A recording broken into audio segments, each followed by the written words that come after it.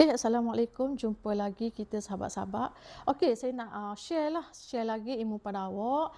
Uh, perkara-perkara yang awak tak boleh buat kalau awak bertombong. Kalau awak ada tombong. Okey, apa benda yang awak tak boleh buat? Awak jangan duduk mencakung. Tu tak boleh. Ataupun awak mengangkat benda berat. Tak. Kalau boleh elakkan mengangkat benda berat sebab dia akan turun. Okey.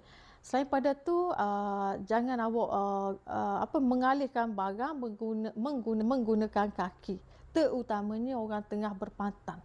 Okey, jelas. Okey, selain pada tu juga, awak jangan melompat. Benda tu awak tak boleh melompat. Okey, selain pada tu, elak pada terlalu kerap. Elakkan meruan terlalu kerap. Awak cek meruan tu apa? Meruan tu awak nak cek tahap tombol awak. Selalu cek tahap tombol awak. Jangan kerak-kerak, tak boleh. Okey, apa lagi? Elakkan daripada terjatuh, tersadung, tergelincir, sebab benda tu punggung awak akan terhempah dengan kuat, boleh turun peranakan awak tu. Boleh turun.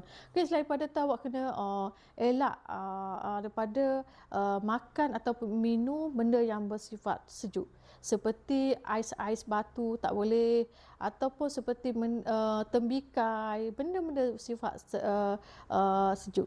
Ataupun selain pada tu, awak kena elak daripada makan benda yang bersifat tajam. Apa tu bersifat tajam? Seperti air tebu. Tebu tu tajam. Tebu tu tajam.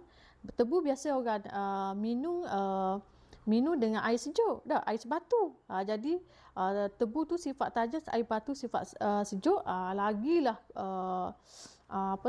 berbisa, lagi bisa. Memang awak minum awak akan rasa sakit. Sakit bukan sehari dua, berpanjangan. Okey, selain pada tu, buah nenas pun awak kena elak jugalah sebab dia sifat tajam.